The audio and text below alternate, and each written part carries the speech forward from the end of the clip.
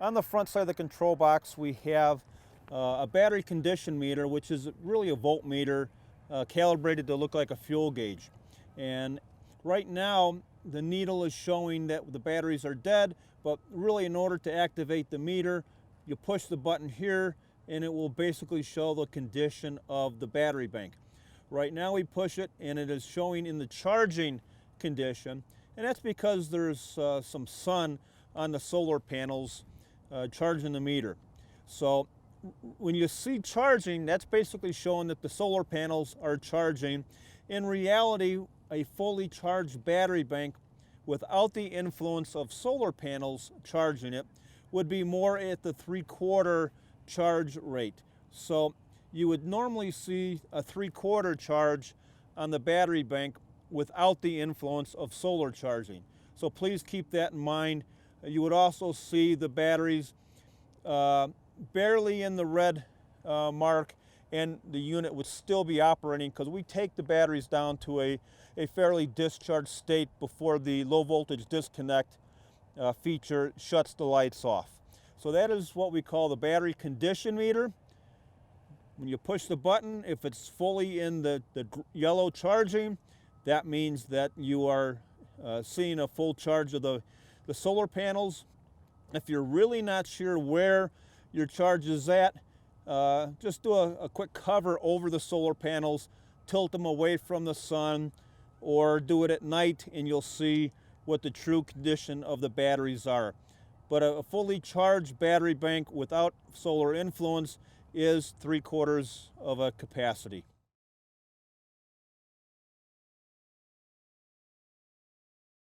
Inside the control box, we have a selector switch, which is a rotary knob that rotates around, and we have some toggle switches that are controlling each individual light. So what we're going to do is we're going to talk about what we have here first, which is the full up knob. The pointer's going up, which is the off position. This means that everything is turned off. The lights will not come on. Even if we turned on individual lights, this is off. The charging indicator will always work regardless of the position of the rotary knob. So this LED is showing the sun charging. This LED is saying that the batteries are in low voltage shutdown. If you see this one on, you'll need to charge the batteries, okay? But they work regardless of the position of the selector knob. Back to the rotary knob here. Position up top is off.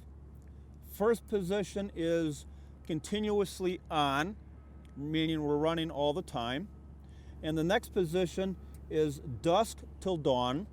And the moon is your dusk and the sun is your dawn. So dusk to dawn means that we have a photo eye that is monitoring the ambient daylight that's around the trailer, and the trailer will automatically turn itself on when the night is here, and will automatically turn off when the sun rises. So that's what we call dusk to dawn. If you're familiar with Christmas light timers for the holiday season, you'll be able to keep that in mind, that that's a very similar way that works. It gets dark, the lights turn on automatically, the sun comes up, the lights turn off automatically. Dusk to dawn. That's going to use the most power on the system because we're running the entire nighttime of the trailer. If you want a particular instance where you're only going to be working a few hours after it gets dark to help preserve on battery power, you would set it to dusk plus 4. What dusk plus 4 means is it comes on at dusk and it will turn off then 4 hours after it turns on. So you must be around 4 hours or so, then it will automatically turn off. If you're going to be there longer after dusk, very similar to the next knob. Dusk plus 6, then we got dusk plus 8, and dusk plus 10. So comes on at dusk when it gets dark out and counts down 10 hours, then will automatically shut off. So if there's no need to have the trailer running at 3 o'clock in the morning, use these functions here, and that will help preserve the battery life of the system so you can get going through inclement weather times when the solar's not charging. So now that we've talked about the rotary switch, let's talk about the individual light switches that we have here. There's 8 switches here. Each trailer comes equipped with the capability to have 8 lights on it. On the smaller trailers, we typically are only installing 4 lights instead of the 8, just because of the size of the battery bank and the size of the solar panel array. So as in this trailer, the compact unit, we have 4 lights that are being operated. So we have light 1, light 2, light 3, and light 4. There's no need to turn the other lights on at this point because we're only working the first 4 lights. If we had a larger trailer, this would be light 5, this would be light 6, light 7, and light 8. So you can always use any number of light combinations in sequence. You don't need to have all 8 switches on. You can have the 4 switches on, as in the smaller unit we have here. Or if you're not in need of all 4 lights on, there's nothing wrong with having the top 2 lights on, light 1 and 2 lights on, and that would also preserve your battery bank in case of winter, inclement weather, things of that nature. So several different ways that you can operate the control panel. It is very simple. 4 lights for the smaller unit, 8 lights for the bigger unit.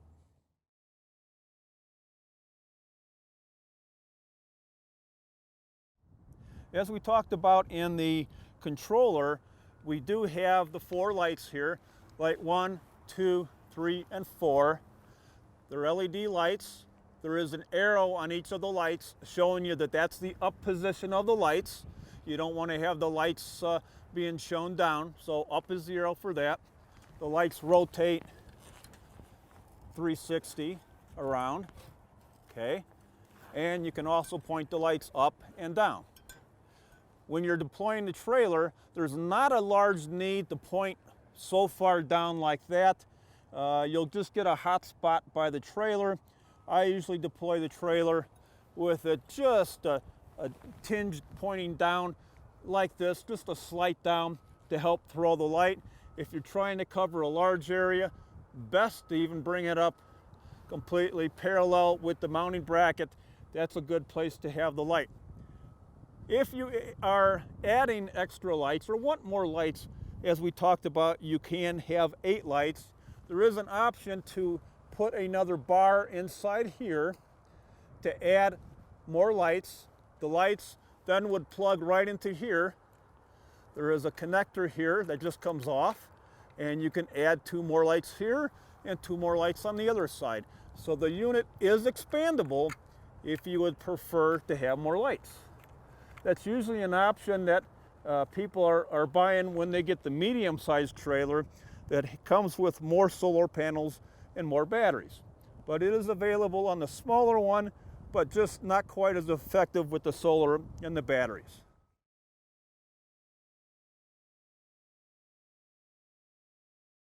The swivel base has a travel pin for it, and it goes from the swivel base through the tower and has a pin here to hold everything in place. You have a knurled knob to help keep the tower tight also, and that's going to be used when you're rotating the tower. To telescope the tower up, what we're going to do is pull the pin, remove this pin right here. There's a little storage place for it, and you can unlock this knob here for the rotation, and the tower can rotate. We don't rotate around completely 360 degrees, but we do get probably as close as 350 degrees in rotation. So you can rotate the tower around, get it to a position, lock it in place. To telescope the tower up, very simple. Pull the pin out,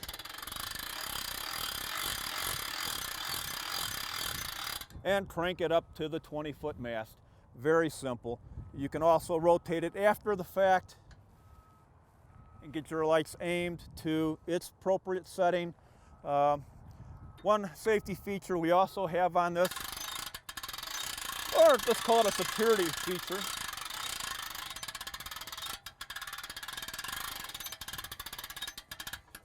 Once your mast is up, you can also put the pin inside here. And let's put that in there like so. And then you can put a padlock over here on this hole, and that keeps the tower from rotating if you want it locked in place as a security feature. You can also, if you had that padlock in here with the pin, if you tried to lower the tower rests on the pin, and now you can't have access to your lights. Your lights are up in the air, and nobody can mess with your lights.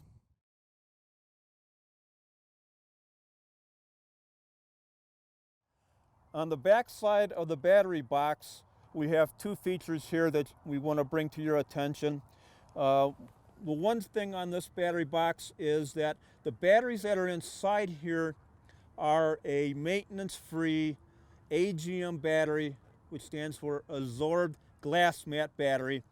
And we've bolted this battery box down solid because there's really nothing inside the battery box that needs anybody's attention other than to change the batteries. But over here in the back side of this battery box, we have a decal here about where the photo eye is at. And if you get a lot of dirt and grime underneath here, the photo eye will affect your dusk to dawn settings.